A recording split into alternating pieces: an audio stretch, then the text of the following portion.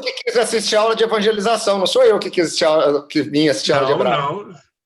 É, professor Romualdo, o senhor Eu entrei é errado, eu entrei nas classes erradas, então, desculpa. É bem-vindo, professor. Fica à vontade, Heber, ensina a gente a evangelizar aí, ó, fica à vontade. Não, pelo contrário, eu preciso aprender com você, meu filho.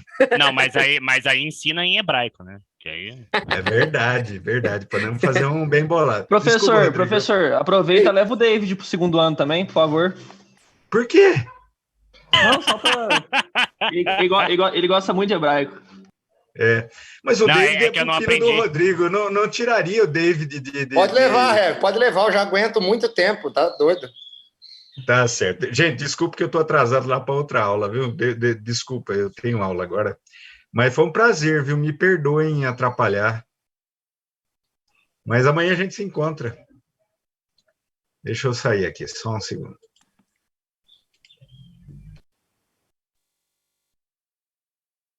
Eu fiquei meio assim, né? Estou num rolê aleatório, o que está acontecendo, né? Presença em hebraico e evangelização, hein? Pronto, já valeu as duas. Pessoal, vamos lá? 27 participantes, já deu para a gente se divertir. Vamos fazer como semana passada, 40 minutos de aula, aí eu libero quem precisar sair e abro 20 minutos, 25 minutos para a gente ter perguntas, tá bom? Aquele que quiser e puder, por favor, nos conduzir em oração, o faça.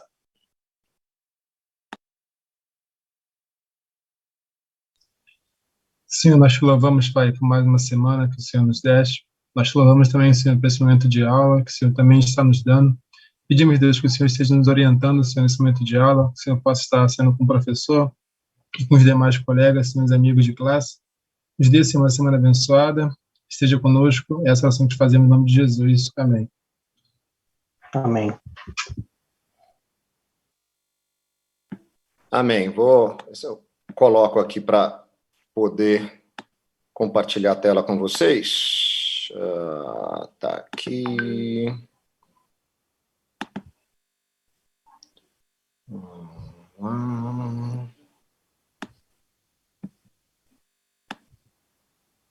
Ok.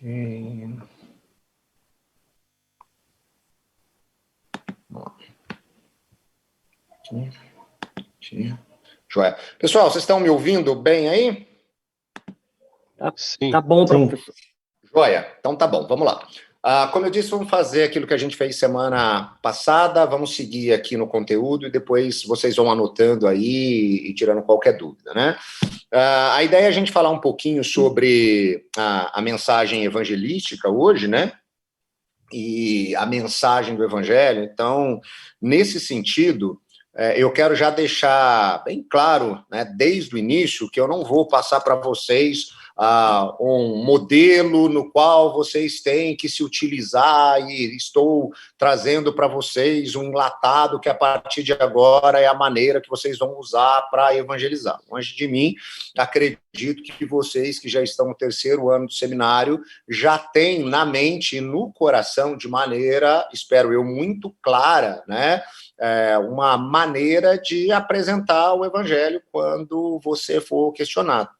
Mas eu também tenho percebido que ter esse entendimento, né, mais específico e objetivo, estar apto, né, e conseguir fazer isso, muitas vezes não é tão simples, e há uma certa confusão. A gente não sabe muito bem por onde começar, como começar, e aí existem, né, alguns direcionamentos, e aí vocês já devem ter ouvido lá as 4 leis espirituais, o evangelho em suas mãos, o evangelho com lei de cores. Existem muitas maneiras, né, que o pessoal trabalha essa questão da apresentação do evangelho. Eu vou mostrar para vocês, né, aqui hoje algo que eu tenho usado no meu ministério e principalmente algo que eu fui construindo ao longo do meu ministério, uma vez que observando, lendo, ouvindo, vivenciando, praticando, percebendo o que funcionava, o que não funcionava, eu fui adaptando algumas coisas, né, e fui trazendo isso aqui para vocês. Então, Muito do que eu vou falar hoje tem uma influência do Dr. David Nicholas, que eu já falei dele para vocês, e tem até aquele livro lá, O que Fizeram do Evangelho. Muito do que eu vou falar aqui tem naquele livro. Muito do que eu vou falar aqui em relação ao entendimento de reino e de reconciliação tem a ver com o Mike Gorin, que vocês também já tiveram aí algum contato em algumas disciplinas.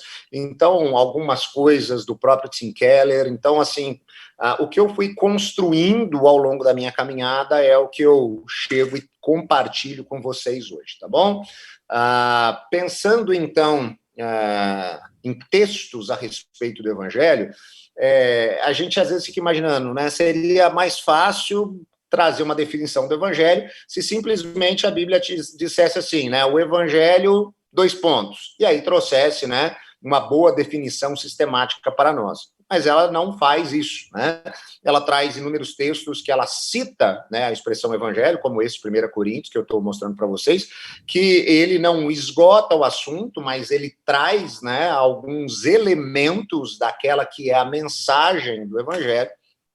E a partir, então, desse direcionamento, eu vou mostrar para vocês um pouquinho a respeito disso. A ideia hoje, ao longo desses 35 minutos que a gente tem pela frente, é a gente fazer uma imersão na teologia do Evangelho, tá bom? Aí, a pergunta que fica, eu devo começar por onde, né? Eu começo o Evangelho falando de Jesus, essa é uma possibilidade, muitos perguntam, vamos falar do amor de Deus revelado em Jesus. Eu costumo dizer que é complicado a gente entender a nossa necessidade de redenção, né? Que Jesus é o nosso Redentor, se não for explicado o motivo que nós precisamos ser redimidos. Então, eu gosto da estratégia que a Bíblia traz para a gente. Se a gente acredita que a Bíblia, né, é uma metanarrativa, é uma grande história, né, que nos traz um todo, então o fato dela ter o seu começo no início, né, aproveitando o Romualdo presente aí, né, no Bereshit bara Elohim et hashamayim ve'et haaretz, é tudo que eu lembro de hebraico no meu tempo de seminário, a gente começa, então, na criação, ok? E quando a gente fala a respeito de criação, é a ideia de você falar a respeito de um Deus poderoso, relacional, que cria todas as coisas, tudo que existe, tudo que há, que olha para tudo o que ele faz e diz que tudo é muito bom, tudo é maravilhosamente bom. E aí a gente chega em Gênesis 2, onde a gente tem um direcionamento, né, que Deus dá ao ser humano, a coroa da criação, onde nós encontramos ali aquilo que na teologia nós classificamos como os mandatos, né? Então, o mandato relacional, né, entre seres humanos, né? A gente olha ali entre Adão e Eva, mas a gente está vendo uma humanidade representada, um mandato cultural em relação ao cuidado da criação, e um mandato espiritual que tem a ver do relacionamento, né, entre criador e criatura. E aí a gente encontra, né, esse relacionamento sendo expresso nessa sentença, né? O Senhor ordenou ao homem: coma livremente qualquer árvore do jardim, mas não coma a árvore do conhecimento do bem e do mal, porque no dia em que dela comer, certamente você morrerá. Está dizendo para o ser humano a respeito de uma bifurcação, né? Você pode, né, experimentar, viver um relacionamento real de intimidade comigo, ou você pode seguir, né, o seu próprio caminho, e as consequências, né, dessa decisão, elas vão ser sérias. E exatamente, né, nessa bifurcação que o ser humano faz, então, essa opção. E aí a gente vai caminhando, né, no entendimento dessa grande história. E aí, como vocês já estão acostumados, né, a compartilhar isso, a gente tem a criação, e na sequência, quando a gente chega em Gênesis 3, a gente tem o relato da queda, que eu vou chamar aqui de separação, para a gente entender exatamente essa quebra, né, entre o Criador e criatura. E para isso ficar bem claro, eu coloquei para vocês aí, é como se a gente entrasse, né, numa escadaria ladeira abaixo rumo a um abismo, né? E aí eu coloco 3 degraus que vão nos ajudar a entender um pouco esse aspecto a respeito da queda. O primeiro deles é pecado. E eu gosto sempre de falar que, às vezes, a gente usa a etimologia da palavra pecado, né? Pecado é errar o alvo. E eu tenho um pouco de dificuldade de pensar nessa perspectiva, porque se pecado é só errar o alvo, se a gente praticar bastante, uma hora a gente acerta, né? Mas pecado tem a ver com cometer crimes contra Deus, virar as costas para Deus, escolher a si mesmo em vez de Deus, se tornar o seu próprio Deus, né? Tem a ver com autonomia, que é aquilo que é estabelecido em Gênesis 3. É a possibilidade do ser humano de se tornar sua própria divindade, de ser como Deus, né?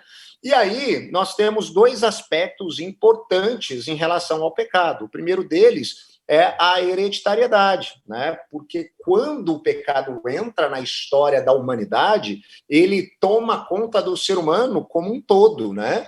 E de toda a sua descendência, os nossos primeiros pais, representantes, né, da raça humana, quando eles se rendem ao pecado e o pecado passa a estar impregnado neles, toda a herança deles também está impregnada com o pecado. Eu costumo dizer que aquela história ali, né, de Jean-Jacques Rousseau, filósofo francês, que dizia que o ser humano nasce bom, é a sociedade que o corrompe, só pode ser porque Rousseau não devia ter filho pequeno em casa. Se ele tivesse filho pequeno em casa, ele ia saber que isso não procede, porque se você ensina a criatura a fazer o que é certo, você fala 1, 2, 3, 50, 70 vezes, parece que não entra na cabeça da criatura.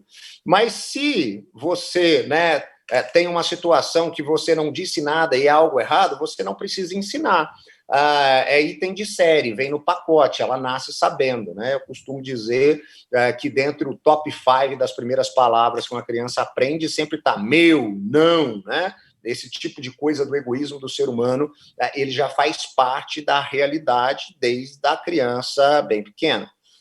Mas a gente tem também o aspecto, né, do pecado por opção. E aí eu sempre lembro de um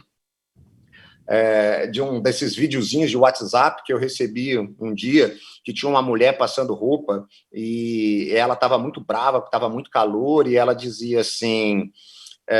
tá vendo? É tudo culpa da Eva. Se ela não tivesse pecado, eu não precisava estar aqui, né, nesse calor, passando roupa, a gente podia estar andando pelado por aí.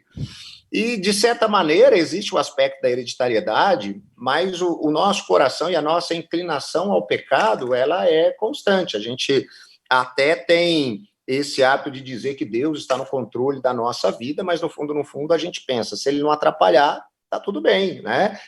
Faz do meu jeito que é sucesso, a gente confia em nós mesmos. E eu acho que uma grande prova de que o pecado é uma realidade, no sentido de que a gente quer fazer as coisas do nosso jeito e não do jeito de Deus, quando Jesus fala a respeito dos principais mandamentos, né? Quando ele fala a respeito de amar a Deus acima de todas as coisas, e esse aí, com certeza, eu falho direto, que às vezes eu percebo eu colocando a minha família, o meu ministério, o meu trabalho à frente de Deus. O que dizer, então, de amar o próximo como a própria vida? A gente não faz isso, ou seja, esse é o grande exemplo de que o pecado, ou seja, fazer as coisas do nosso jeito e não do jeito de Deus, é sempre a nossa opção. O segundo degrau dessa escada, ladeira abaixo, né, diz respeito à morte. Para a gente entender, né, a morte, 2 aspectos a gente precisa relembrar em relação ao caráter de Deus, aos atributos de Deus, né? Deus, ele é reto e é justo, né? E pelo fato de Deus ser reto, quando o ser humano opta, né, pela autonomia e o pecado se torna uma realidade, Deus não pode mais estar misturado, envolvido com o ser humano. Por quê? Porque aquele cordão umbilical precisa ser rompido. Se Deus é completamente bom e o ser humano agora conhece, né, o mal, o que acontece, né? Se o ser humano agora conhece o mal, ele também está impregnado disso e não pode mais se relacionar com Deus, que é completamente bom. Então, por isso, há essa quebra, né? E o outro aspecto é em relação à justiça, né? Se Deus é justo, ele exige a sentença, né, de morte sobre os pecadores, porque este era o combinado. E eu costumo brincar, como dizia minha avó, o combinado não sai caro, né? Eu sempre conto uma história para ilustrar isso. O David e outros que me acompanham já devem ter ouvido eu contando isso várias vezes, mas eu lembro que quando o Gael, nosso filho mais velho, tinha aí uns 4, 5 anos de idade, ele estava de férias em casa e ele fez alguma coisa que não deveria ter feito, e então eu disse para ele que se ele fizesse aquilo de novo, ele ia ficar de castigo, e depois de um tempo ele fez, e eu virei para ele e falei assim, ó, você vai ficar de castigo, você vai ficar uma semana sem ver desenho, era o combinado que eu tinha dito, que se ele fizesse de novo, ele ia ficar sem ver desenho. E então, castigo estabelecido, ele está lá o dia inteiro sem ver desenho, já tinha feito tudo que tinha para fazer, já tinha brincado tudo que tinha para brincar, bichinho gostava de ver um desenho. Aí, finalzinho da tarde, ele está parado na sala, sentado no sofá, olhando para a TV desligada, com cara de cachorrinho que caiu da mudança. E aí eu, pai de primeira viagem, coração todo, né, quebrado de ver aquela cena, viro para ele e falo assim, tá bom, filho, vai lá, pode assistir o desenho. E aí, quando eu saí da sala e entrando na cozinha, minha esposa me para na cozinha e diz assim, o que você está fazendo? Eu falei, como assim? Ela falou, você não está sendo justo. Por que não? Você não havia combinado com ele que ele ia ficar uma semana sem ver desenho? Por que você está deixando ele ver no primeiro dia? Você não está sendo justo com aquilo que foi combinado. E é exatamente isso, né? Eu costumo brincar que essa fala da minha esposa me acendeu algo, né? Eu aprendi 2 coisas. A primeira é dar castigo para os meus filhos, né? Agora eu digo assim, se você fizer isso de novo, você vai ficar de castigo por tempo indeterminado. Aí depois eu penso, né? Quanto tempo vai ser. Mas a outra coisa que eu aprendi foi que é exatamente por isso, né, que existe uma consequência clara a respeito do pecado, que é a morte. O que estava combinado tem que ser estabelecido, né? Porque senão Deus não seria justo.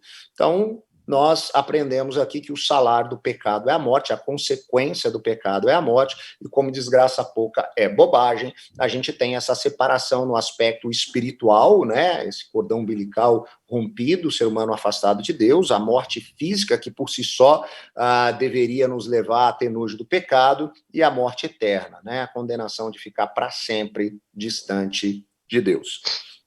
E aí a gente percebendo que estamos numa grande enrascada, quando nós olhamos e vemos, então, agora que não tem o que fazer e a gente não consegue, né, se livrar dessa enrascada, a gente procura algo que possa, então, resolver o nosso problema. E aí nós passamos a acreditar que se talvez nós tivermos boas obras, seja no sentido de fazer algo pelos outros, ou se a gente tiver uma vida moral, ética libada, seguindo princípios e preceitos religiosos, alguns ritos, Deus vai olhar para a gente e vai, né, nos ver como pessoas boas e justos, né, e vai acabar, assim, nos absolvendo, né?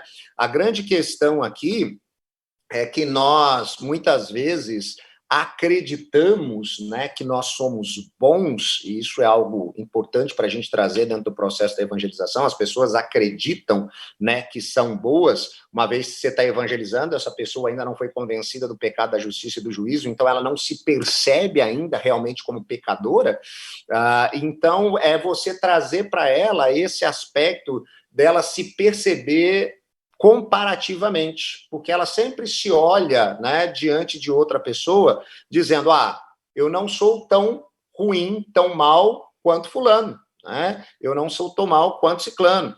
A gente sempre usou isso, né? Quando a gente estava na escola e tirava uma nota baixa na prova de matemática, a gente tirava 2 em matemática e a gente precisava chegar em casa e contar para o pai e para a mãe, porque eles tinham que assinar o boletim, a gente tinha uma estratégia infalível. A gente dizia assim, pai, mãe, eu tirei 2 na prova de matemática, mas a sala toda foi mal. Ou uma ainda melhor, pai, mãe, eu tirei 2 na prova de matemática, mas o David tirou 1, o Thierry tirou 1,5. Ou seja, eu vou encontrar alguém que conseguiu ir pior que eu, para que eu possa me sentir melhor. E às vezes a gente faz isso diante de Deus. Aí eu não sou tão mal quanto aquela pessoa, né? Que nem o marido que é confrontado pela esposa, que não está dando atenção em casa, e ele diz, mas eu não sou como o marido da sua prima, que vive bêbado, drogado, se jogado na sarjeta de tanto beber. Ou seja, ele está trazendo uma história que não tem nada a ver com aquela história, porque ele quer se comparar com alguém. A gente faz isso o tempo inteiro. A grande questão aqui é que o ponto de referência de Deus sobre bondade é ele mesmo, e Deus é completamente bom. Então, nós nunca conseguiríamos atingir, né, esse patamar. E aí a gente pode usar como referência o texto de Isaías, né? Vocês estão vendo o texto que estou passando aqui? Espero que o que eu mandei lá não esteja assim, ele desconfigurou tudo aqui nos assentos, mas acho que dá pelo menos para vocês acompanharem. O texto de Isaías 64 nos diz, somos como impuro, todos nós, todos os nossos atos de justiça são como trapo imundo, como trapo de imundícia. O que significa isso? Vamos contextualizar a mensagem de Isaías. Ora, ele está falando, né, que os nossos atos de justiça, não os nossos pecados, não as coisas ruins que a gente faz, mas aquilo que a gente faz de bom, que a gente tenta fazer de bom, são como um trapo de imundícia, que era nada mais, nada menos do que o pano que a mulher usava para conter a menstruação.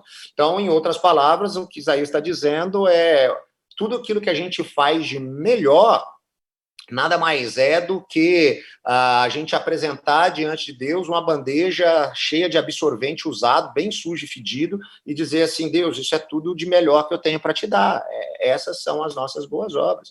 As nossas boas obras, na verdade, elas nada mais são do que uma extensão do nosso próprio egoísmo, né? Eu costumo dizer que isso fica muito claro para a gente pela tentativa da gente se sentir bem, né? Eu, uma vez, estava assistindo um desses programas de sábado à tarde, tinha uma adolescente que fazia um trabalho muito bonito numa comunidade carente e tal, e ela estava sendo entrevistada, e a certa altura, a repórter perguntou para ela por que ela fazia isso, porque ela ajudava aquelas crianças. Ela disse, porque quando eu faço isso eu me sinto bem. Ela foi muito sincera.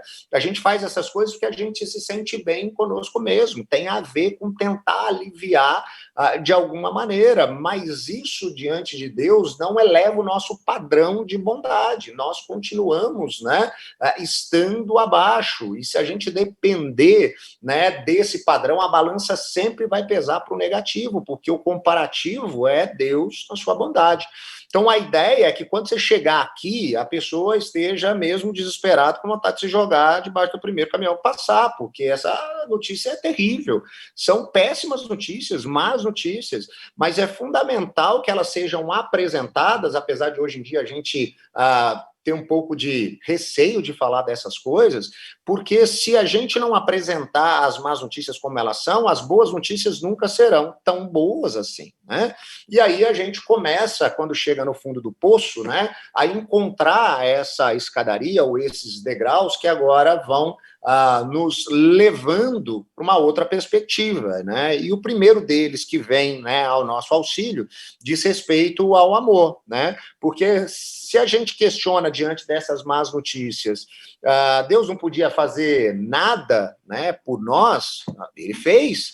Ele é reto e justo, mas ele também é amoroso e misericordioso, né? E aí a gente tem que pensar amor da parte de Deus não como um sentimento, né, mas como atitude, né?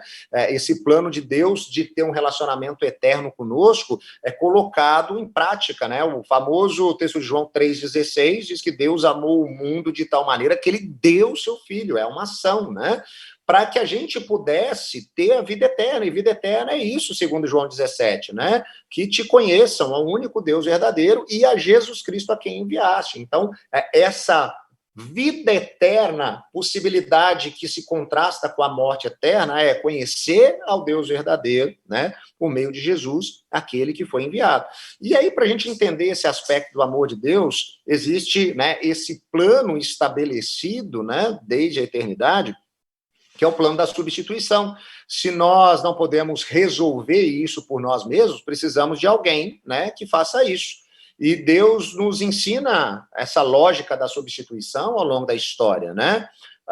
Ele mostra isso no Éden, quando Adão e Eva tentam se esconder porque se veem nus e as folhinhas de figueira não resolvem. E o que Deus faz para eles?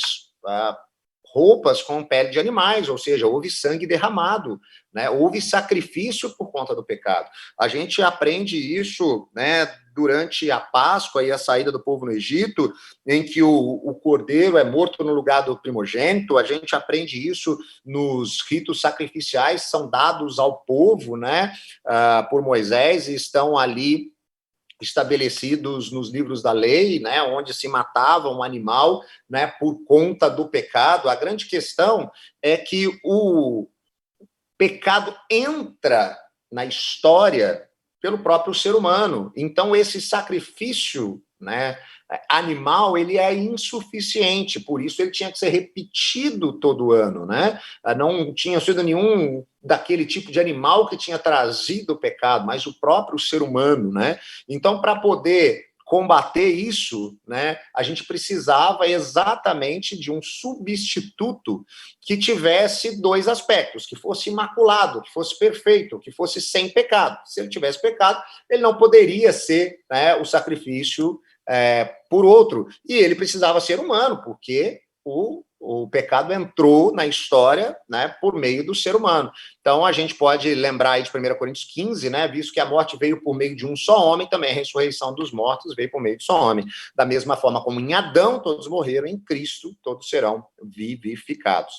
E aqui a gente pode até, então, perceber que a única possibilidade, né, que a gente tem, já que só Deus tem esse padrão de perfeição, é que ele, né, fosse enviado, entrasse na história para fazer isso. E aqui existe um aspecto que às vezes nos confunde, como Deus envia Deus para entrar na história, para resolver o nosso problema.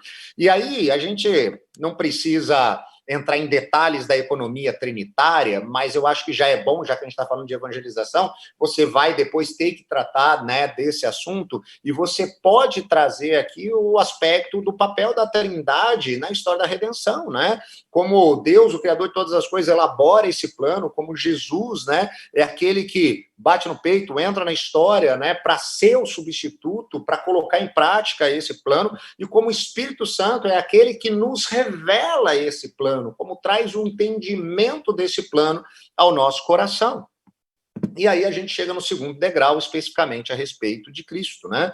Jesus, ele, né, não é apenas o Filho de Deus, ele é a segunda pessoa da Trindade, ele é o Deus Filho, né?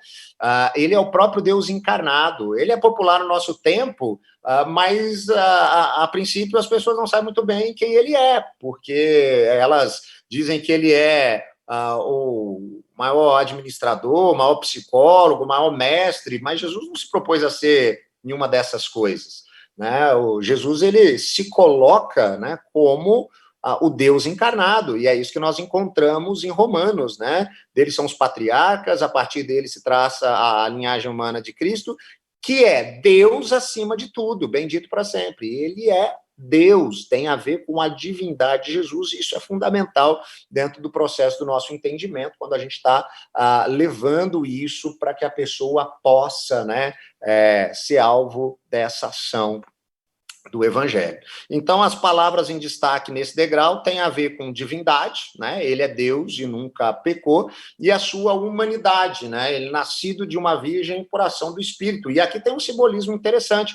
Vocês lembram que eu falei que Jesus, ele...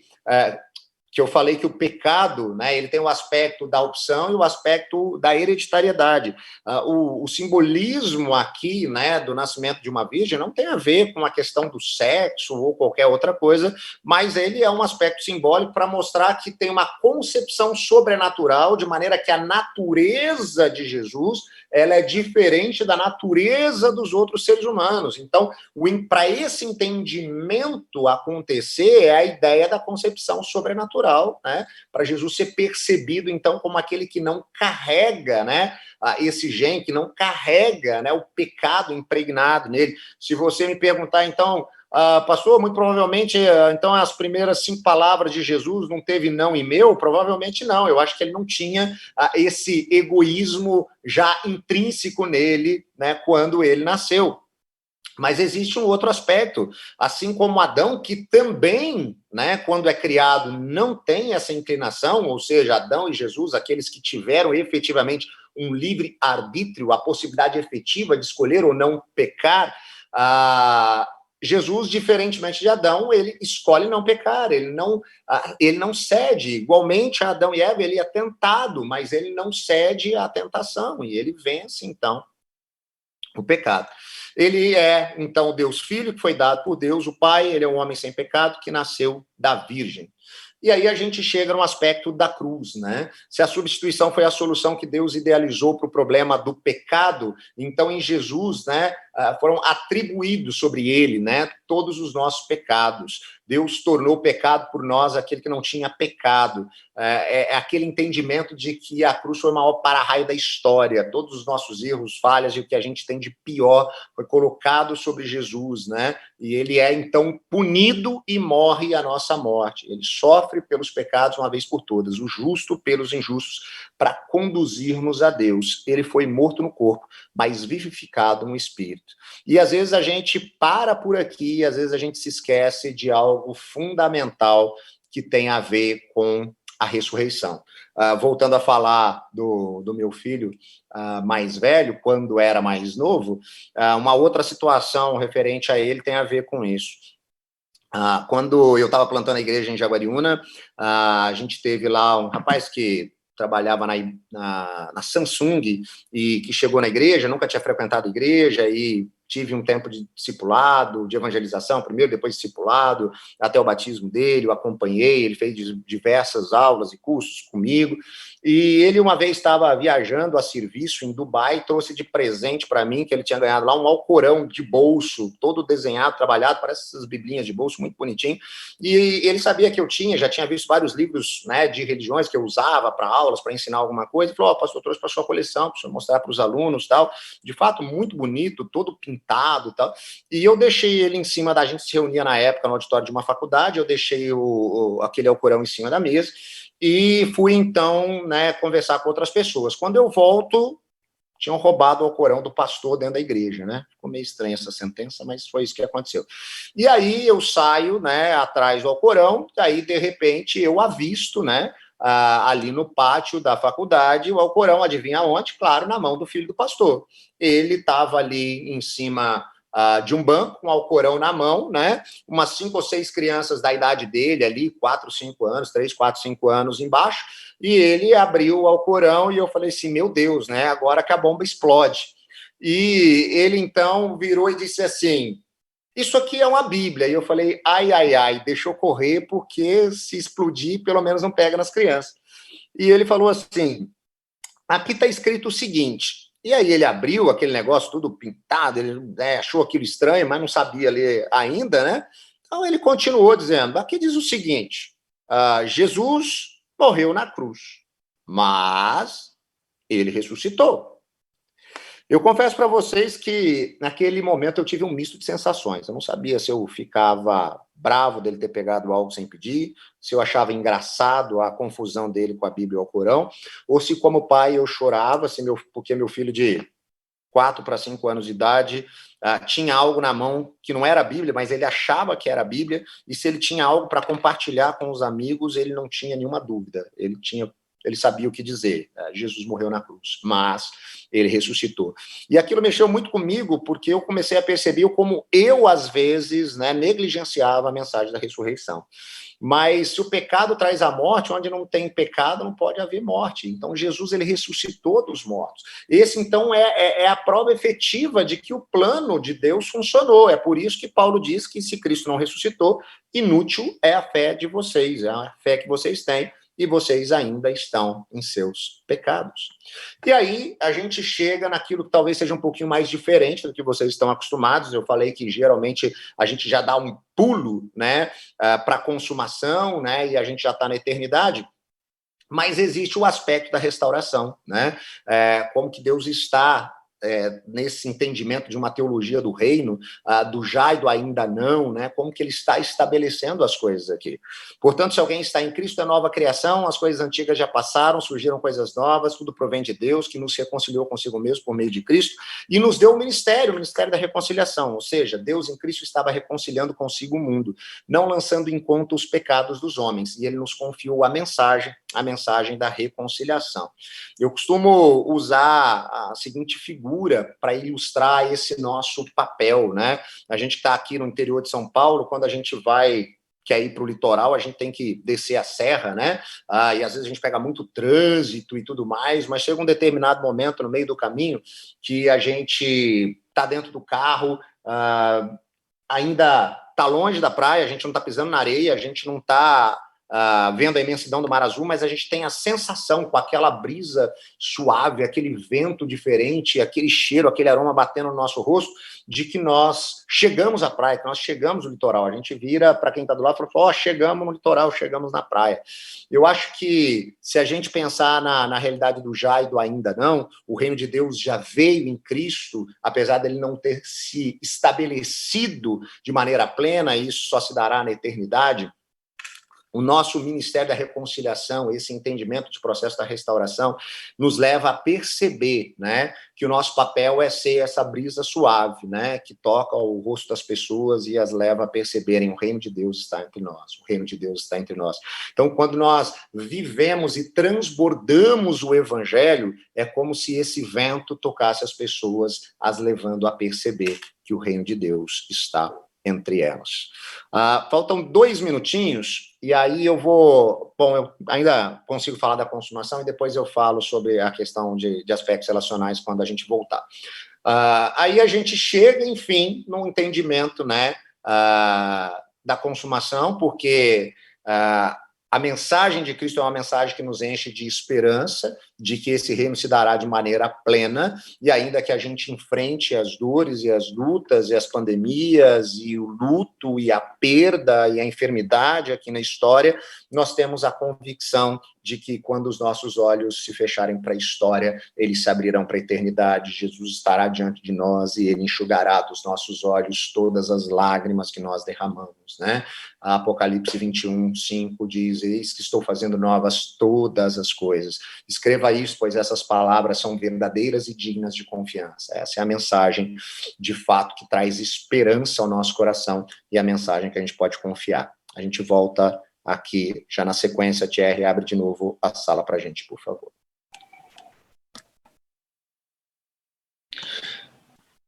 Joia, pessoal, voltando aí, só vou passar uma última coisa para encerrar, que tem a ver com esse processo, né, da evangelização. Deixa eu mostrar de novo para vocês aqui. Eu vou interromper o meu vídeo para não dar problema aqui de oscilação. Então, aqui fica essa ideia, né, da criação, separação, redenção e reconciliação, restauração, como você preferir, né, a ideia, né, das escadinhas, né, descendo e subindo. E aí, só para concluir, todas as vezes que eu falo de evangelização assim, algumas pessoas questionam: pastor, ok e tal, mas é que meus dons são outros, eu não tenho dom da evangelização, isso aí é para quem tem dom. Tem um missiólogo australiano que eu gosto bastante, o Michael Frost, que ele diz o seguinte: existem 2 possibilidades. Há aqueles que têm na evangelização um dom, apresentam o evangelho com clareza e estão sempre em busca de oportunidade. Então, provavelmente você já conheceu gente assim, ou você talvez seja assim, aquela pessoa que tem facilidade para conduzir qualquer conversa sobre qualquer assunto numa apresentação clara e genuína do evangelho. Então, está no ponto de ônibus, na fila do supermercado, na fila do banco, e consegue levar qualquer conversa para a apresentação do evangelho, fala de Jesus o tempo inteiro. Se não tiver ninguém, você fala de Jesus para o poste. Outros, porém, né, vivem, né, não têm entre o seu conjunto de dons, né, o dom da evangelização nessa perspectiva que alguns abordam.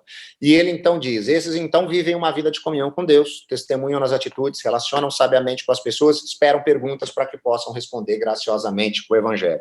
Ou seja, são pessoas que vivem uma vida que evoca perguntas. seu testemunho, a sua fala, o seu posicionamento evoca perguntas cuja resposta é o evangelho. Repare, eu não estou falando aquele negócio daquelas frasezinhas de Facebook atribuídas a São Francisco de Assis, né? Prega o evangelho em todo o tempo, se necessário, use palavras. Claro que precisa. Se a fé vem pelo ouvir a palavra de Deus, se o Espírito Santo age quando o evangelho é pregado, então tem que pregar. Não existe essa possibilidade de viver sem pregar. Mas essas duas coisas têm que estar conectadas. Você vai viver, você vai ser questionado, você vai dar razão da sua esperança, você vai falar a respeito do evangelho. Eu costumo trabalhar isso na seguinte perspectiva. Como que a gente vive uma vida que evoca perguntas cuja resposta é o evangelho? Geralmente, quando eu falo de evangelização, a pessoa diz assim, né, como que vocês fazem? O pessoal diz, pastor, eu convido para a igreja, né, sendo amigo, eu sei que o senhor vai pregar o evangelho, é algum lugar que eu passo, eu falo, porque eu sei que aí meu pastor vai pregar o evangelho. Que bom, que joia, tomara que todas as igrejas façam isso. Mas eu costumo responder dizendo, você já percebeu que de cada 10 pessoas que você convida, talvez 8 não respondam positivamente a seu convite? E geralmente a pessoa diz, pastor, geralmente 10 ou 11 não responde, não vem ninguém, eu convido e ninguém vem. E aí eu costumo dizer, e se a gente inverter, né, a ordem, né, dessa estratégia? E se a gente primeiro, antes de convidar a pessoa para a igreja, a gente conversar com Deus no sentido de orar, entender quem são os eleitos que ele quer alcançar por meio da nossa vida, e a partir disso falar a respeito dessa pessoa para Deus, orar diante de Deus por essa pessoa, conectar-se com essa pessoa, né? Ou seja, estabelecer relacionamentos. Quando eu estava no projeto de plantação lá em Jaguariúna, toda sexta-feira eu e minha esposa decidiu que era o dia da gente ministerialmente estar tendo um tempo de proximidade com pessoas que estavam chegando na igreja ou que a gente estava evangelizando. Então a gente jantava com essas pessoas, fosse em casa, fosse na casa da pessoa, fosse, né, em algum restaurante, para que a gente pudesse viver um tempo juntos, eles pudessem observar a nossa vida, como que a gente vivia ali, o nosso relacionamento, marido e esposa, como que era o nosso relacionamento criando o nosso filho. O segundo aspecto da conexão é escutar mais, falar menos. Sei que a gente gosta muito de falar, né? A gente vê sempre, ainda mais pastor, a gente sempre aprende sobre curso de oratória, retórica, fale melhor, mas a gente não vê curso de escutatória, né? A gente precisa aprender a ouvir mais a necessidade e as questões da pessoa. E a outra coisa é encontrar espaço, né, para poder servir. Se você ouve a história da pessoa, você vai poder efetivamente saber quais são seus anseios, suas necessidades, você vai poder auxiliá-la. Você vai perceber como essa pessoa está muito mais aberta para também te ouvir. E aí, eu costumo dizer, conta a sua história. Que história? Essa história que a gente acabou de ouvir, né, a respeito do evangelho, esses conceitos atrelados à sua história pessoal, porque essa é a história de todos nós, a história das más notícias e das boas notícias.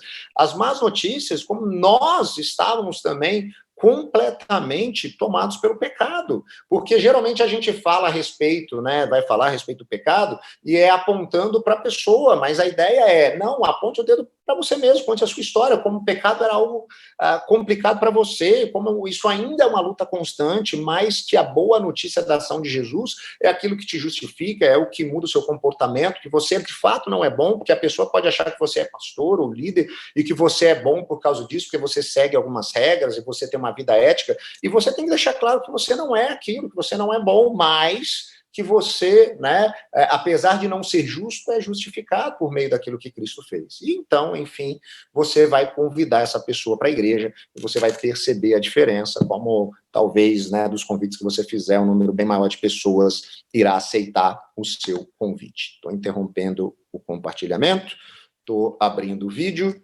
e estou deixando aí agora aberto para vocês as perguntas que vocês quiserem fazer. A gente tem aí 15, 20 minutinhos de pergunta.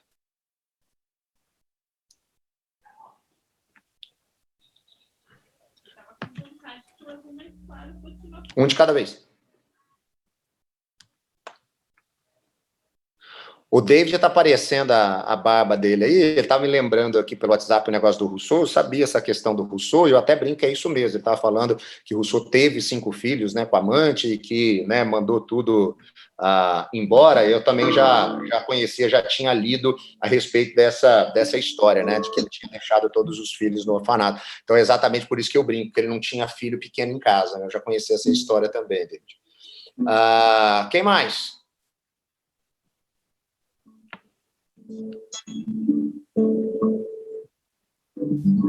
Tem alguém tocando música aí. Vocês estão me ouvindo, gente? Hoje está tudo... Ô, Misael, fala aí, você sempre que o pessoal reclama que você fala demais, hoje não tem ninguém falando, aproveita. Pois é, professor, perguntas a gente sempre tem, né?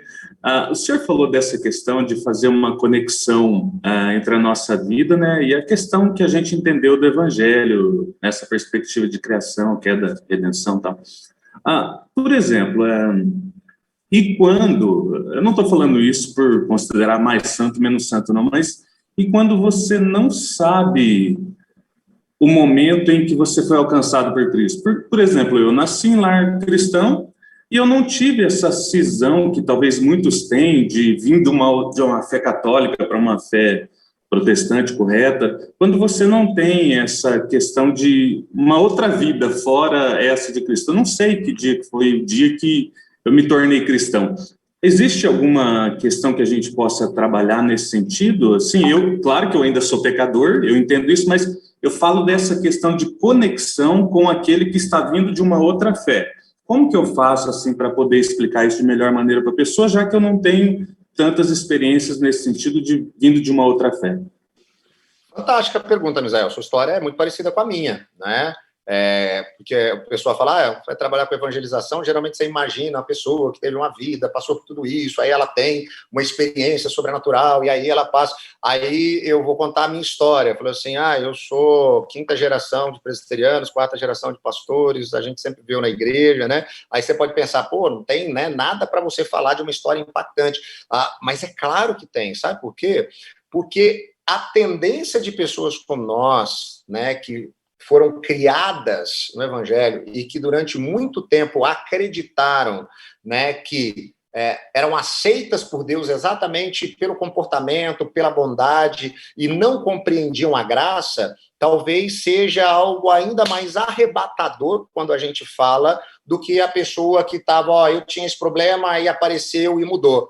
Não, você teve um entendimento de que você, apesar de ter, né, uma conduta que diante dos outros parecia ser uma conduta de alguém que era bom, você não era. E você carecia e carece da graça do mesmo jeito ou mais, né? Porque às vezes as pessoas que vêm desse contexto, elas não conseguem ter esse entendimento da graça, então às vezes é mais difícil você falar a respeito da graça para pessoas, né, nascidas em um berço evangélico do que para uma pessoa que viveu uma série de situações onde ela se vê, claro, carente, né, de algo da parte de Deus para poder resgatá-la. Então, é uma história que eu acho que, por si só, ela tem riqueza, ela é maravilhosa, ela é impactante. Então, é mostrar que, apesar de práticas e ter, eu nunca fumei, eu nunca bebi, nunca fiz loucura, mas eu sempre acreditei em mim mesmo, eu sempre confiei em mim mesmo, eu sempre entendia que era isso, né, que me fazia merecedor diante de Deus, até que eu percebi que eu também era pecador, que é a mesma coisa que eu sempre falo para vocês, o aspecto da gente pregar o evangelho para os nossos filhos, é fazê-los entender desde cedo que eles estão nesse mesmo contexto, né, filhos de pastores, de líderes, de que eles também são pecadores, que eles carecem da graça, que o pecado é algo que está no coração dele, né, que eles estão inclinados da mesma maneira. Então eu acho que se você entende isso, você vai conseguir conectar isso à sua história da mesma maneira, né, pensando biblicamente, olha lá, o povo judeu, os ritos religiosos, eles não conseguiam perceber, às vezes eles se achavam melhores que os outros pelos ritos religiosos, eles careciam da graça, a gente também, mesmo tendo sido criado na igreja, carecemos da graça. E isso é ótimo para você apresentar a sua história. Fez sentido? Professor. Quem está falando? É o Hudson. Oi, Hudson. A minha pergunta seria no contexto onde você está com a pessoa, vou até citar um exemplo, né? Por exemplo, no Uber, onde o contato com ela é muito rápido, né? Eu adoro pregar no Uber, cara, você não faz ideia. É muito legal, cara. Eu já tive cada experiência em Uber que você nem imagina, mas vai lá. Uhum. Não, eu ia perguntar justamente isso, né? Como simplificar em poucos minutos algo que, como a aula de hoje, né, demandou um pouco mais de tempo, porque o estilo que eu tento levar na apresentação do Evangelho é esse estilo que foi apresentado na aula, né? Eu sempre olho para a criação, olho para a queda e faço aquele caminho que foi apresentado aqui. Eu aprendi isso com o Ricardo Costa no ano passado, numa aula que ele trouxe para a gente, que foi um divisor de águas, né? Eu consegui formular algo mais concreto assim na minha mente, né?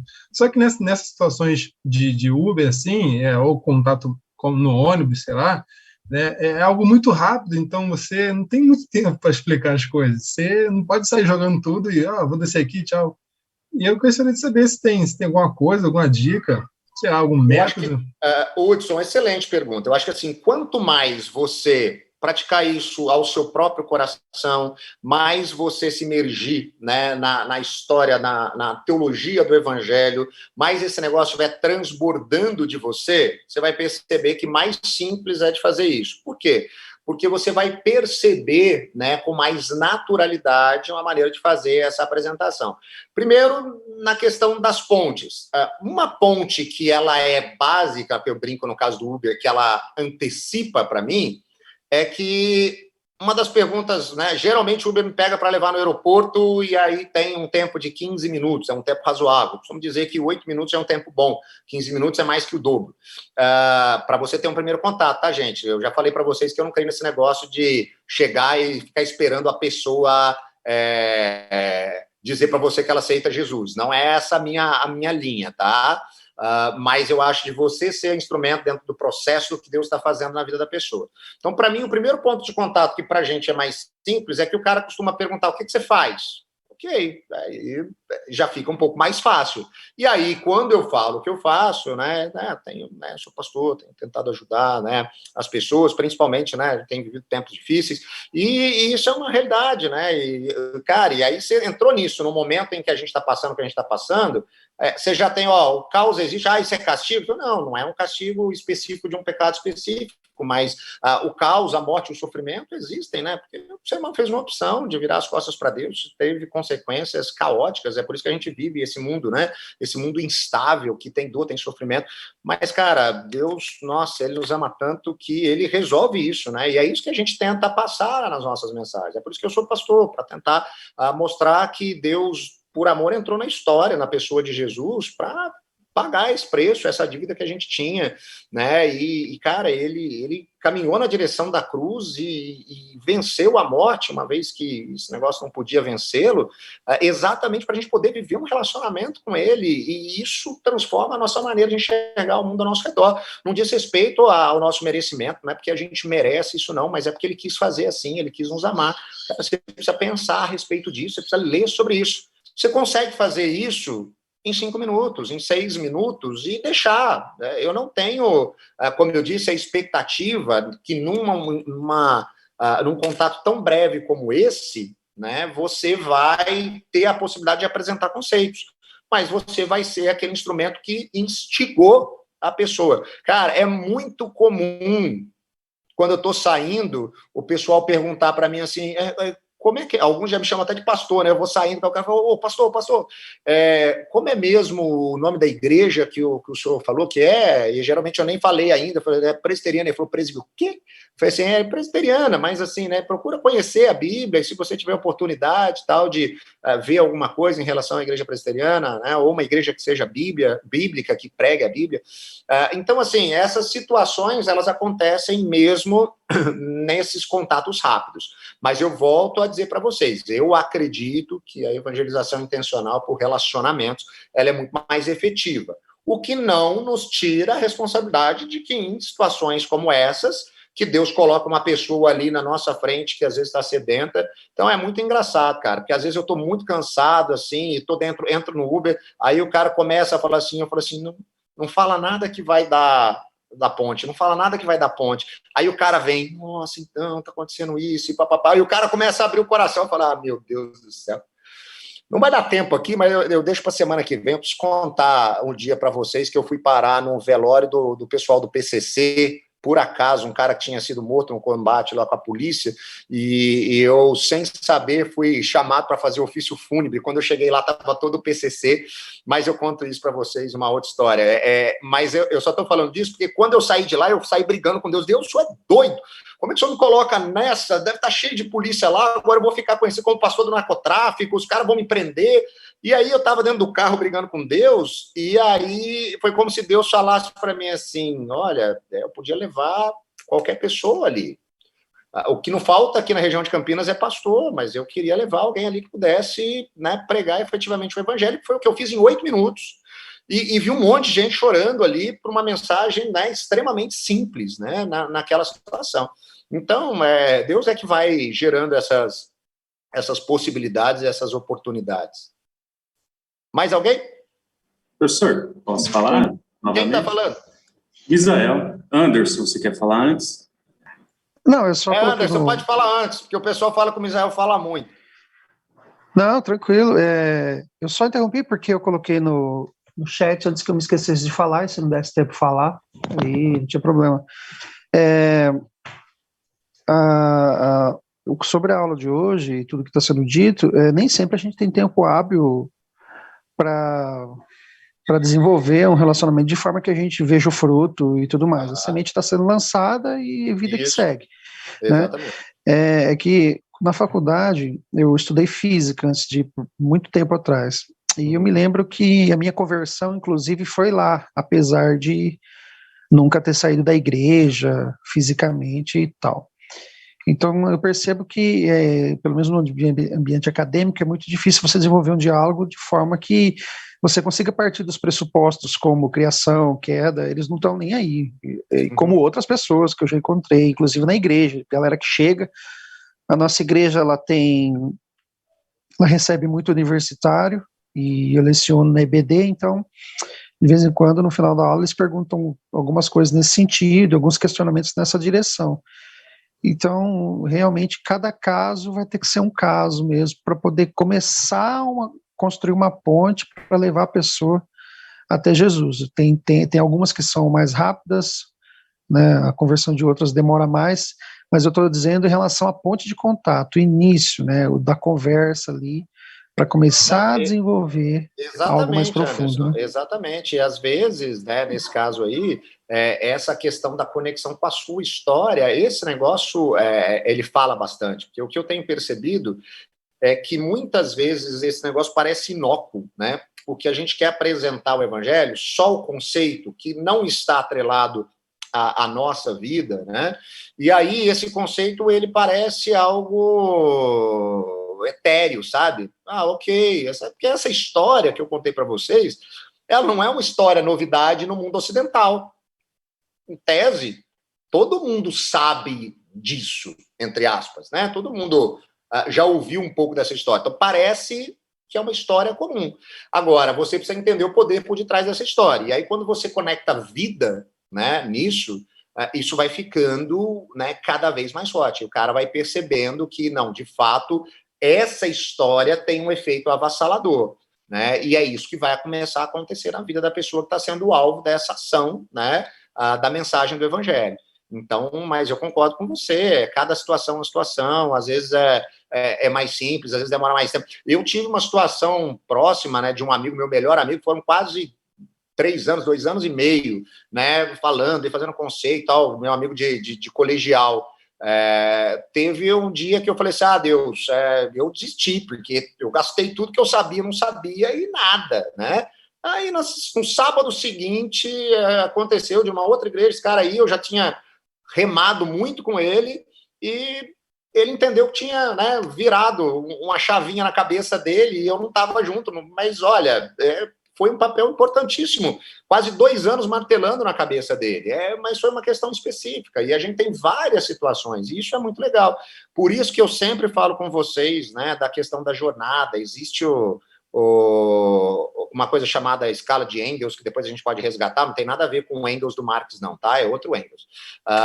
Mas que tem a ver com essa ideia do processo, no sentido de, como se a pessoa, ela tivesse aqui no menos 10, né, e ela passa por muitas situações, ela lê um panfleto, ela ouve a sua história, ela vê o Hernandes na televisão, ela lê o livro do Nicodemos, ela, né, assiste um louvor do Projeto Sola, e tudo isso vai fazendo parte da construção, né, daquilo que Deus está agindo, né, de como Deus está agindo, modus operandi de Deus, né, e o que eu sempre digo é, a evangelização, ela deve nos levar a ter alegria, a ser parte desse processo, que é um processo inteiramente do Espírito, né, por isso que quando a pessoa fala, mas tem aquela coisa pontual de quando a ficha caiu, para a gente saber mesmo, porque essa é a ação, só que o próprio entendimento de tempo de Deus é diferente do nosso, e da ação do Espírito é diferente do nosso, que é uma mesma ação no entendimento do Espírito, com várias etapas, né, que estão todas conectadas, e às vezes a gente não sabe, e a gente é só uma parte, uma etapa, né,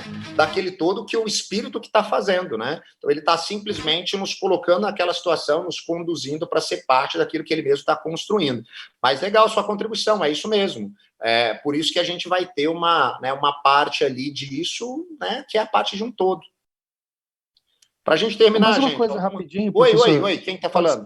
É o Anderson ainda. Pode falar, Anderson. Não sei claro se dá tempo de tratar hoje, mas é algo que me preocupa bastante, é como que a gente faz isso por meio das redes sociais.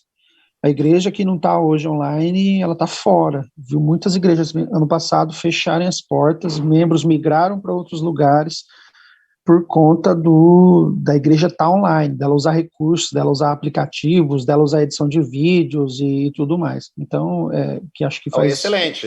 todo sentido. Aí você entra um pouquinho mais ainda na minha área, mas aí a gente pode, de fato, conversar um pouco disso em outro momento, né? Porque eu posso falar um pouquinho para vocês até do meu entendimento das questões teológicas, né? A minha tese de doutorado, que estou, né, entregando esse ano aí, depois de 4 duros anos que eu não aguento mais, é exatamente isso, né? As mídias sociais como ambiente de disseminação da soteriologia reformada no Brasil. Então, eu falo especificamente sobre soteriologia, né? Porque o aspecto, né, do todo que, como você está falando de evangelização, não tem como você fugir da soteriologia, na nossa apresentação soteriológica reformada. Mas a gente pode gastar uma aula aí para isso, e eu acho que vai ser muito bem-vindo a gente poder conversar disso aí para frente, tá bom? O Misael, né, queria dar uma rápida participação aí, né, porque, afinal de contas, senão não é... Eu acho que eu já participei, o Gui queria falar alguma coisa, o Gui Versolato. Pode falar, Gui, você tem a vez. Tá vendo como o Misael tá bonzinho hoje? Ele tá passando a vez dele. Valeu. Professor, Fala aqui. o senhor estava falando a respeito de pregar no Uber e tudo mais. Eu fui Uber, né? Então, o senhor pegou para mim... Não, tô brincando. E enquanto nos esbarramos por aí, não, Gui? Não. Você nunca me levou no aeroporto? Não trabalhei mais tempo de Uber em Maringá, na pandemia, no ano passado. Mas, como Uber, eu tive a oportunidade de perceber algo que eu já tinha lido em livros, e acho que essa é a nossa maior dificuldade, a gente fica muito tempo com os livros e pouco com pessoas. Verdade. Eu sempre ouvi que a gente vive num mundo pós-cristão, e eu achava que isso era uma ilusão. Mas a grande maioria das pessoas não fazem ideia. Sabe quem é Cristo porque, às vezes, de repente, viu alguma imagem estampada em algum lugar. Mas as pessoas não fazem ideia alguma da narrativa, da metanarrativa. Quando a gente fala de criação, queda, redenção, vai começar a queda para eles, é um negócio assim, caiu, mas machucou, é umas coisas que são muito complexas. Uhum. Com o decorrer do tempo, eu percebi que algumas pessoas se interessavam pelo que eu fazia, primeiro que eles entendiam que eu era seminarista e padre. Aí eu precisava explicar que não era padre. Mas, enfim, mas sempre se interessavam por aquilo que eu acreditava, mas não sabiam absolutamente nada a respeito da fé cristã. Exatamente. Pessoas, eu sou católico, mas eu não sei de nada. Então, aí você vai conversar, e aí que acho que é o maior desafio para o evangelismo, hoje no mundo pós-cristão, que eu pude identificar, não se trata mesmo de tempo. Porque se eu fizesse uma viagem de 2 horas com a pessoa, eu ia conseguir explicar tudo o que ela não sabe. Isso, exatamente. Primeiro você tem que fazer uma confusão gigante, falando que você é crente, sou, mas não sou de uma linhagem que pastor que rouba dinheiro, tanto é que estou trabalhando no Uber. Se eu fosse roubar dinheiro... O porco não é tomada, né? Você tem que explicar para ela. Então, acho que a maior dificuldade, acho que às vezes a gente facilitar no nosso discurso. Nosso discurso é muito teológico. Nosso discurso é muito abrangente. E eu fico pensando, se fosse depender, principalmente de mim em algumas situações, ninguém entender quem é Jesus. Era um conceito mais filosófico do que a vida. Por isso que e aí eu concluo minha fala, que eu achei incrível uma abordagem que ela é completamente relacional, que eu aprendi no Hero Maker, o Bless. Eu posso do Bless. Comece orando, ouça a pessoa, Você viu que a minha proposta, ela é muito parecida com o Bless e com o Bells, né?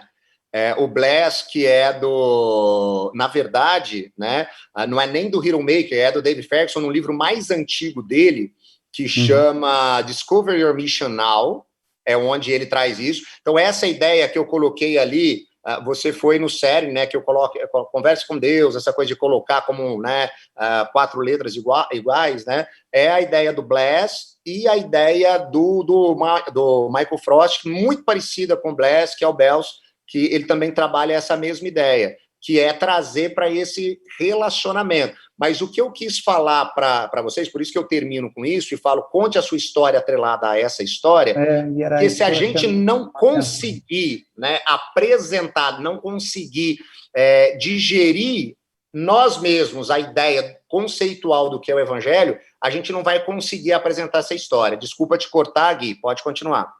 Não, eu acho que nós, enquanto pastores, futuros pastores, a gente precisa ensinar os nossos irmãos a contar a história da salvação na vida deles, porque isso simplifica e facilita muito. Se a gente consegue contar a história de como nós éramos antes de Cristo, depois de Cristo, a pessoa vai, primeiro, uma boa história é a sua história. Você conta uma boa história bem, é a sua. Se você não conseguir contar bem a sua história, alguma coisa está muito errada. Essa história vai impactar a vida de alguém, obviamente. E não tem nada de teológico, é simplesmente a sua história. Então, mas eu discordo de você só numa questão. Eu acho que tem tudo de teológico. Eu acho que tem tudo de teológico. A sua história tem um aspecto teológico, porque é aquilo que eu disse, você vai contar a sua história. Você pegou direitinho a ideia das más notícias, das boas notícias. Só que se você não tiver essa compreensão, né, de por que você era, por que você tinha. Eu não estou dizendo que você, nessa conversa, na primeira conversa, você vai trazer todos os elementos e todos os versículos que eu apresentei. Isso aí é a teologia do evangelho. Você precisa tá com esse negócio até o talo, quanto mais você souber disso, menos você vai precisar usar as referências. Entendeu? Porque isso vai transbordar em relação a termos, pastor. Oi? Eu só falo em relação a termos. Às vezes sim. É impossível a gente falar de qualquer coisa que aconteceu na nossa vida sem considerar a teologia. Porque isso, ok. Então, estamos juntos, estamos na mesma página aqui, estamos na mesma página. Pessoal, eu extrapolei aqui o nosso tempo aqui, já são 6 horas, até essa reunião já está acabando aqui de novo, já deu 30 minutos, falei que ia falar 25 só aqui. Vamos fazer o seguinte... Se ficar alguma dúvida em relação a isso, fiquem à vontade para me escrever, seja lá pelo Classroom ou mandar mensagem, porque eu acho que essa é uma coisa legal, ela é chave, né, para a gente quando a gente fala de evangelização, a gente precisa conhecer essa história, né?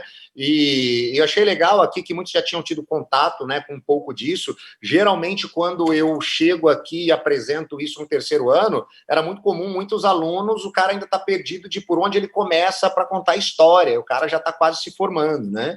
Então, achei legal aí, como eu disse, não é a única maneira, existem, né, diversas outras maneiras, mas eu acho que essa é muito pedagógica. Eu costumo brincar que esse desenho da escada que eu criei, descendo, eu criei isso para engenheiro, né? Tinha um cara que eu estava discipulando, engenheiro, cara, assim, extremamente metódico em algumas coisas, e aí eu comecei a desenhar isso para ele, e na hora que eu terminei, né, de desenhar, ele parou para mim, ele já estava muito tempo na igreja, assim, a esposa era de família cristã, ele foi para a igreja por causa dela, ele já estava na igreja, mas ainda não conhecia, não entendia o evangelho. E quando eu fiz esse desenho, ele parou, ele falou assim, pastor, foi como se assim saísse uma venda dos meus olhos, porque agora, logicamente, na minha cabeça de engenheiro, fez sentido. Eu escrevi isso num guardanapo de papel, essa escadinha. Ele emoldurou esse guardanapo, porque ele falou, eu não posso esquecer que foi o dia que eu consegui entender, até que, enfim, por que o pessoal falava que eu precisava de um Redentor. nada mais simples do que, né, um sistema que na cabeça dele fez muito sentido. Dependendo da pessoa que você vai falar, eu sou da área de humanas, eu gosto dessas coisas filosóficas, então contextos enormes de textos grandes, de citações, né, elas me agradam, né? Fulano disse isso, historicamente aconteceu aquilo, mas às vezes, né, para outro isso vai fazer muito mais sentido, tá bom? Só para contribuir com vocês, pessoal, desculpa aí termos extrapolado o horário, mas muito bom estar com vocês. Nos vemos semana que vem no mesmo bate-horário, mesmo bate-canal, tá? Beijo no coração. Valeu, professor. Pessoal. Valeu.